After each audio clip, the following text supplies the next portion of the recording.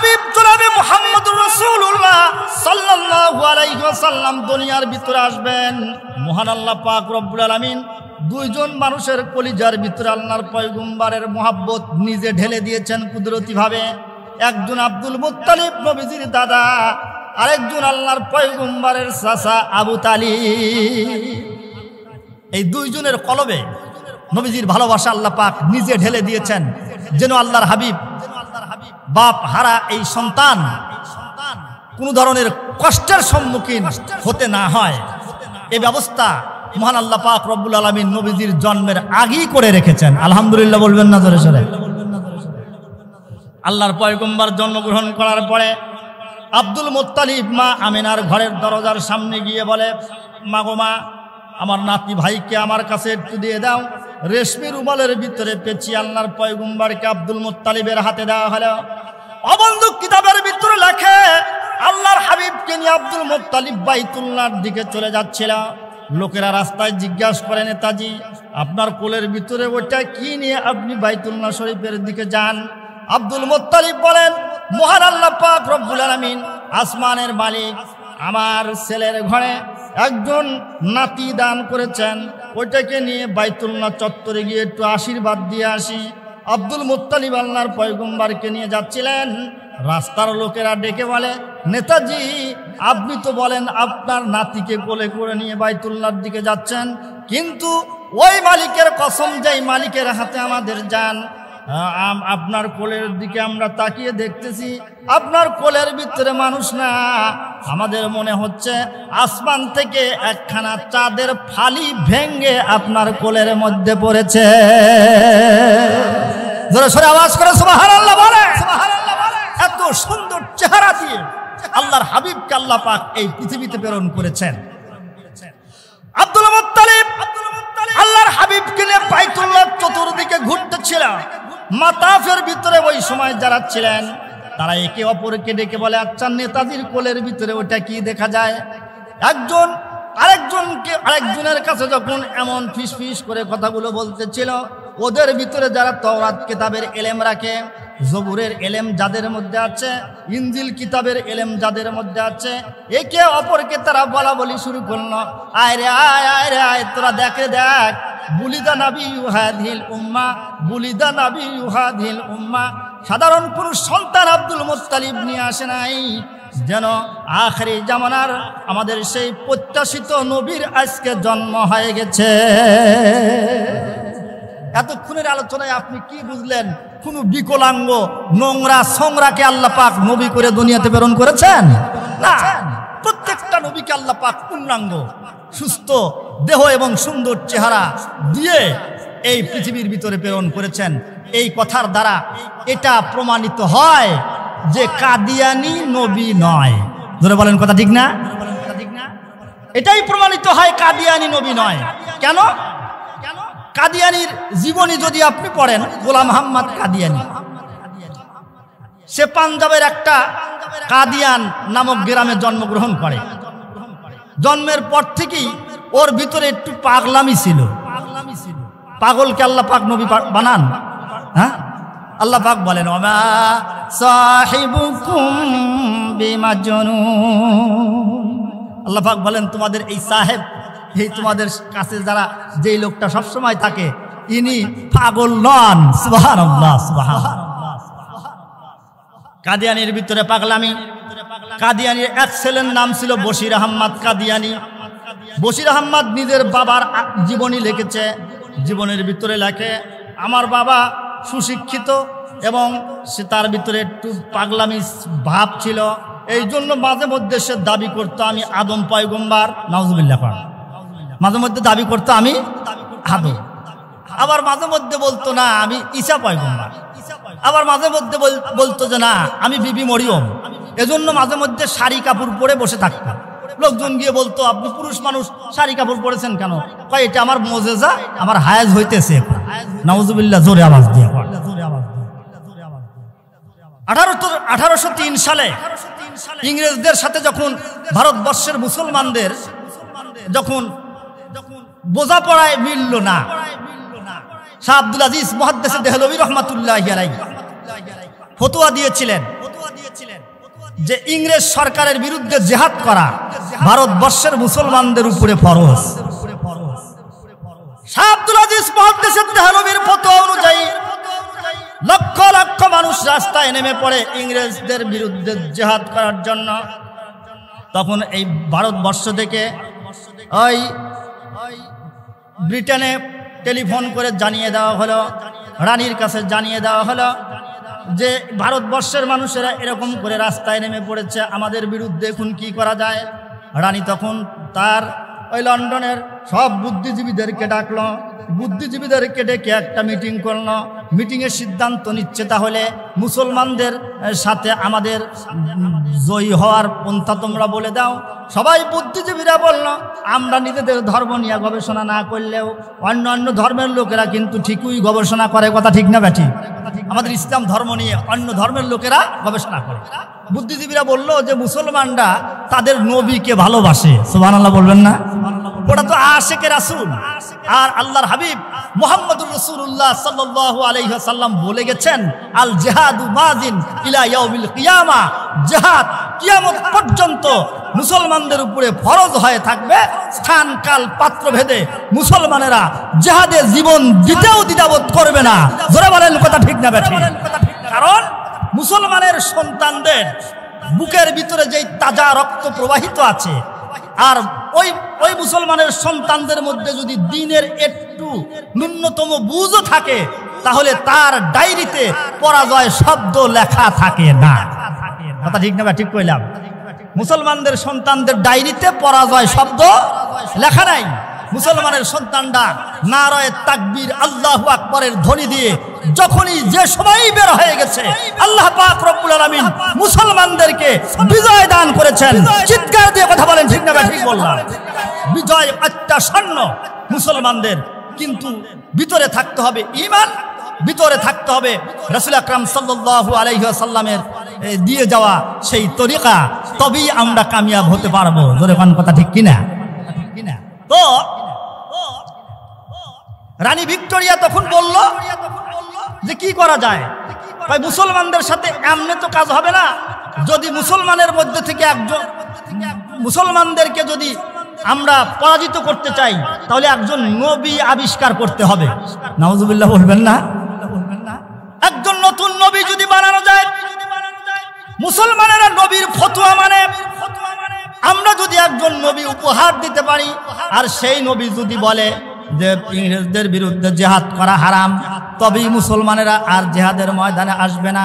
কয় তাহলে কাকে নবী বানানো যায়?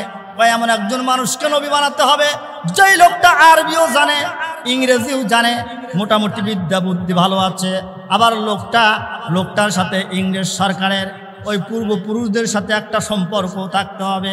কয় তাহলে কাকে বানানো যায়? বলে ওই লোকটার ভিতরে আবার একটু পাগলামিও থাকতে হবে, কারণ প্রথম যখন নবী দাবি করবে লোকেরা তাকে পাগল বলে গালি দিবে।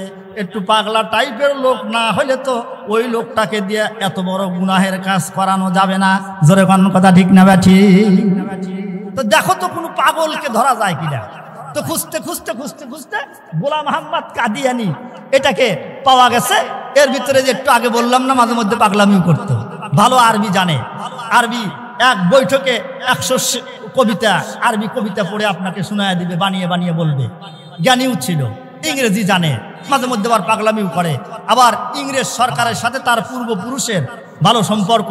ইংরেজরা যেখানে যুদ্ধে যায় 50টা 100 ঘোড়া দিয়ে তাদেরকে সহযোগিতা করে। তাহলে এই গোলাম আহমদ কাদিয়ানি কি রাজ দরবারে হাজির করা হোক। রানী ভিক্টোরিয়া তাকে হাজির করল, বলল যে তুমি এরকম একটা কাজ করো, নবুয়তির দাবি করো, আর ইংরেজ সরকারের বিরুদ্ধে জিহাদ করা হারাম এমন একটা ফতোয়া দিয়ে দাও। আমার ভাইরা সে তখন তাই করা শুরু করলো। আমার বন্ধুরে 1885-90 সালের দিকে সে নবুয়তির দাবি করলো যে আমি এখন নবী হয়ে গেছি, আমার উপরে ওহী আসে। এক লোক জিজ্ঞাসা করলো আপনার উপরে ওহী আসে, যেমন কোরআন শরীফের উপরে ওহী আসে, এমন একটা আয়াত বানান্ত।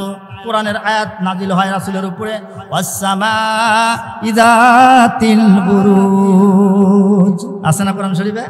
ওয়াস-সামা'i যাতিল বুরুজ, কসম আকাশের। আল্লাহ পাক বলেন তাই এমন একটা আয়াত আপনার উপরে যদি ওহী আসে তাহলে এরকম একটা আয়াত দেখান তো আপনি।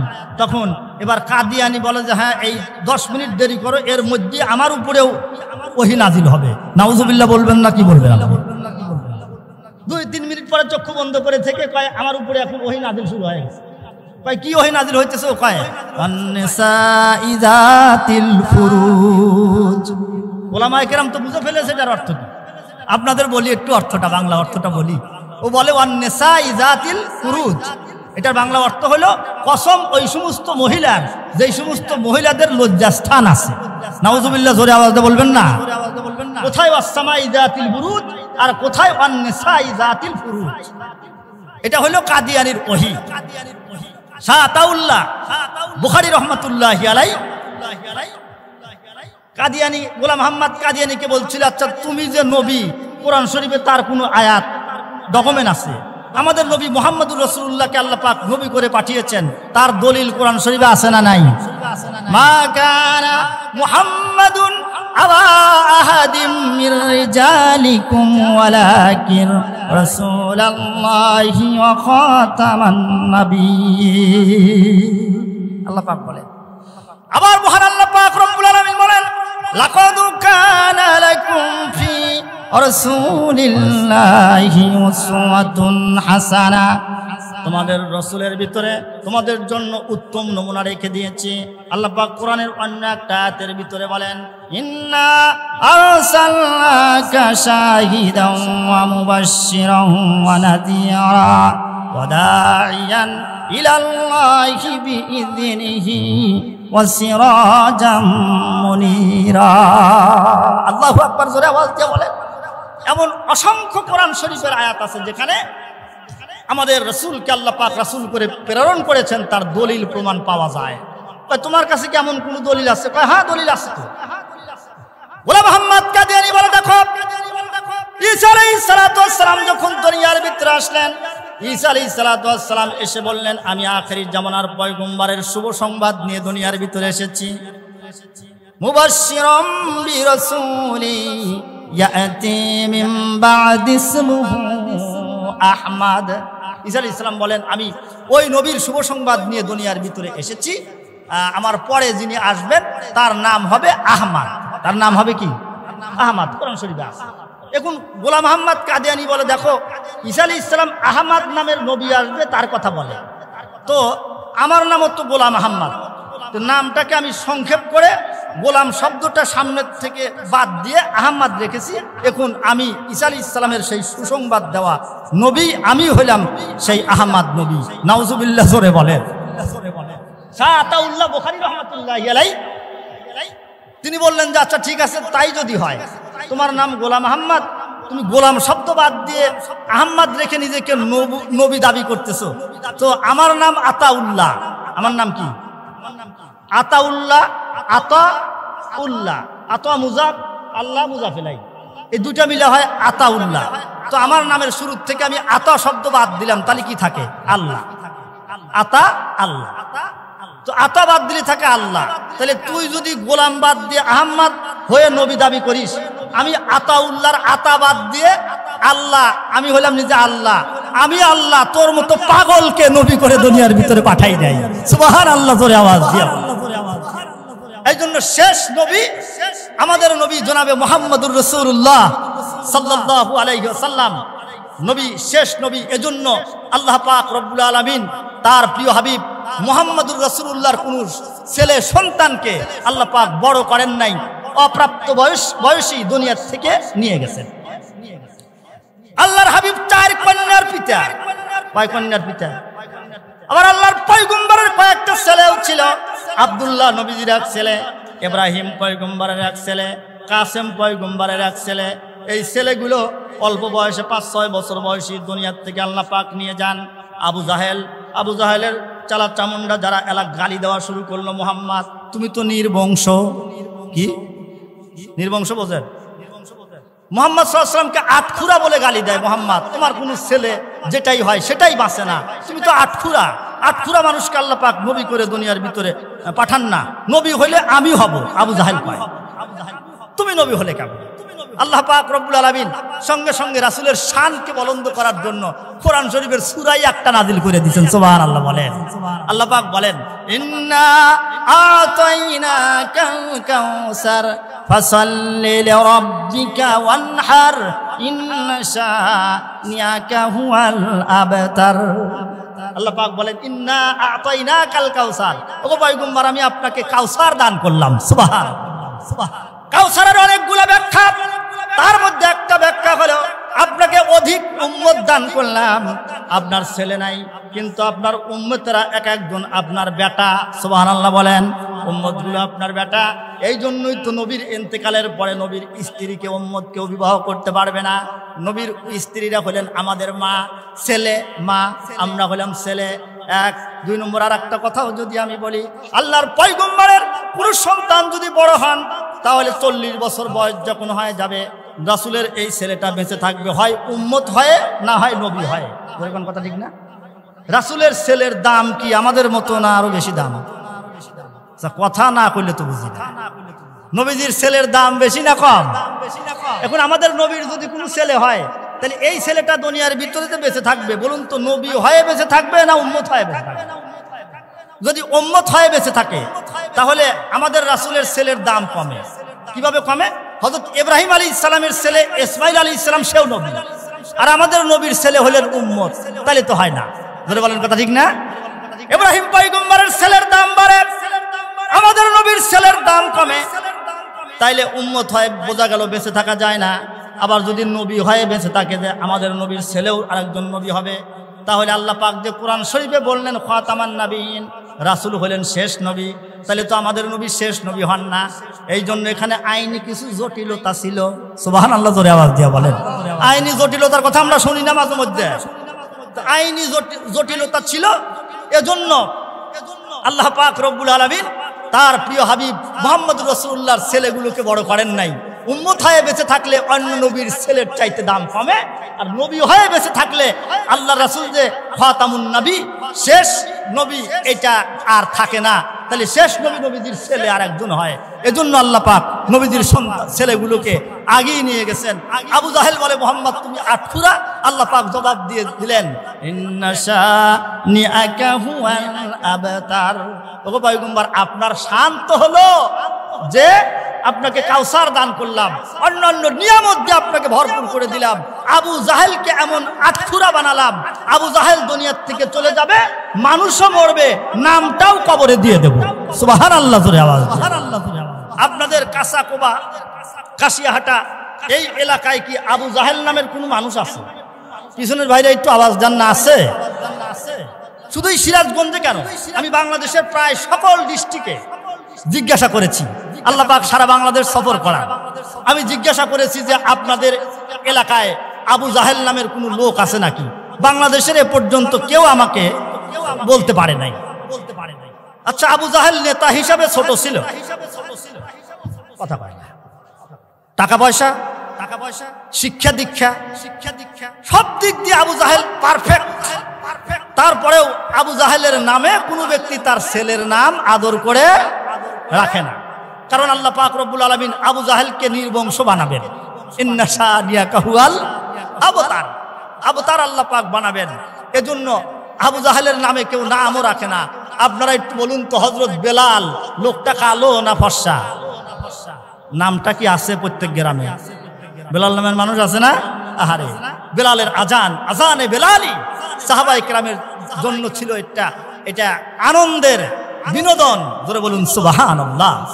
রাগিয়া রুসমে আজা রুহে বেলালি না রহি, রাগিয়া রুসমে আজা রুহে বেলালি না রহি, ফলসফা রাগিয়া তালকিন গজালি না রহি, ফলসফা রাগিয়া তালকিন গজালি না রহি। কিয়ামত পর্যন্ত আজান হবে, কিন্তু বেলালের আজানের মতো আজান আর কিয়ামত পর্যন্ত আমরা শুনতে পাবো।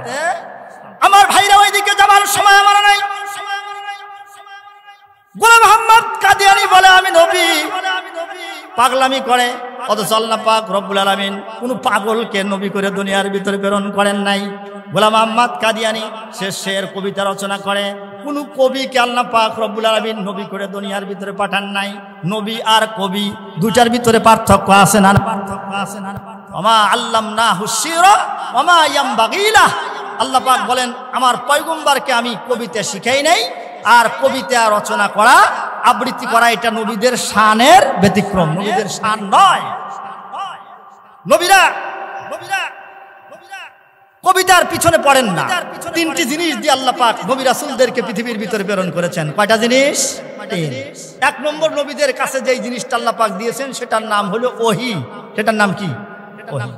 দুই নম্বর, নবী রাসূলদেরকে আল্লাহ পাক দিয়েছেন উত্তম চরিত্র। তিন নম্বর, নবী রাসূলদেরকে আল্লাহ পাক দান করেছেন মুজিজা। এই তিনটি জিনিস আল্লাহ পাকের পক্ষ থেকে দেওয়া নবী রাসূলদের। এজন্য কোন নবীর চরিত্র খারাপ নয়। জোরে বলেন, কথা ঠিক না? আচ্ছা, আপনাদের কি মনে হয় আল্লাহর কোন নবী কি গুনাহ করেন? নবী রাসূল মাসুম। কিন্তু আমার দেশ নয়, শুধু পৃথিবীর অনেক ইসলামিক চিন্তাবিদ চিন্তা করতে করতে বেশি চিন্তাবিদ হওয়ার কারণে আল্লাহর হাবিবকে গুনাহগার বলতেও দ্বিধাবোধ করে নাই। যে আল্লাহ পাক নবীজিকে দিয়ে ইচ্ছাকৃতভাবে একটু গুনাহ করিয়ে নিয়েছেন যেন নবীজি যে মানুষ এই কথার প্রমাণ হয়। নাউজুবিল্লাহ, সরে আওয়াজ দিয়া বলে। আমার ভাইরা, আমার আল্লাহর পয়গম্বরকে মানুষ বানানোর জন্য আল্লাহ যেন আমাদের নবী যেন আল্লাহ না হয়ে যায়, এজন্য আল্লাহ নাকি ইচ্ছা করি পয়গম্বরকে দিয়ে টুটাফাটা দুই একটা গুনাহ করিয়েছেন। নাউজুবিল্লাহ। নবী রাসূল মাসুম। প্রত্যেকটা নবীকে আল্লাহ পাক মাসুম করে গুনাহ মুক্ত করে দুনিয়ার ভিতরে প্রেরণ করেছেন। ও বন্ধুরে, কয়েকদিন আগে একজন ভদ্রলোক উনি ওই বাংলা চটি বই পড়ে, বাংলা কোরআন শরীফের আয়াত পড়ে, বাংলা হাদিস পড়ে, চটি বই পড়ে। আমাকে বলে, হুজুর আল্লাহর রাসূল সাল্লাল্লাহু আলাইহি সাল্লাম তো গুনাহমুক্ত না। আমি বললাম কিভাবে? কয় দেখেন যে আল্লাহ পাক রব্বুল আলামিন কোরআন শরীফের ভিতরে বলেছেন ফাসাব্বিহ বিহামদি রাব্বিকা ওয়াস্তাগফির। অর্থাৎ হে নবী, আপনি প্রশংসা সহ আপনার রবের তাসবিহ পড়ুন এবং আস্তাগফির এবং ইস্তিগফার করুন। মানুষ আস্তাগফিরুল্লাহ এটা পড়ে কোন সময়? গুনাহ করলে না করলে? গুনাহ করলেই তো ইস্তিগফার করে আল্লাহর কাছে মাফ চাওয়া লাগে। ওই ভদ্রলোক চটি বই পড়ে বাংলা, আমাকে কয় দেখেন আল্লাহ পাক এখানে নবীজিকে ইস্তিগফার করার কথা বলেছেন, সুতরাং বোঝা গেল আমাদের নবীও মাঝে মধ্যে দুই একটা গুনাহ করতেন। নাউজুবিল্লাহ বলেন। অথচ কোনো গুনাহগারকে আল্লাহ পাক রব্বুল আলামিন নবী করে পাঠান না, সব নবী মাসুম। আলহামদুলিল্লাহ বলবেন না আপনি? আমি ভদ্রলোককে বললাম আচ্ছা ঠিক আছে, তাই যদি হয় এর পরের আয়াত কি? ইন্নাহু কানা তাওয়াবা। কোরআন শরীফে আসছে ফাসাব্বিহ বিহামদি রাব্বিকা ওয়াস্তাগফির। এর পরের আয়াত হলো ইন্নাহু কানা তাওয়াবা। বললাম যে এই আয়াতের অর্থ কি? নিশ্চয় আল্লাহ পাক রব্বুল আলামিন বেশি বেশি তওবাকারী। বললাম যে তাহলে তো রাসূলের চাইতে আল্লাহই গুনাহগার বড়। কয় না হুজুর, এখানে তওবার অর্থ আরেকটা হবে। কেন? বলে আল্লাহর শানে যখন তাওয়াবা শব্দ ব্যবহার হয় ওই সময় বলতে হবে যে আল্লাহ পাক তওবা কবুলকারী, এটা হবে অর্থ।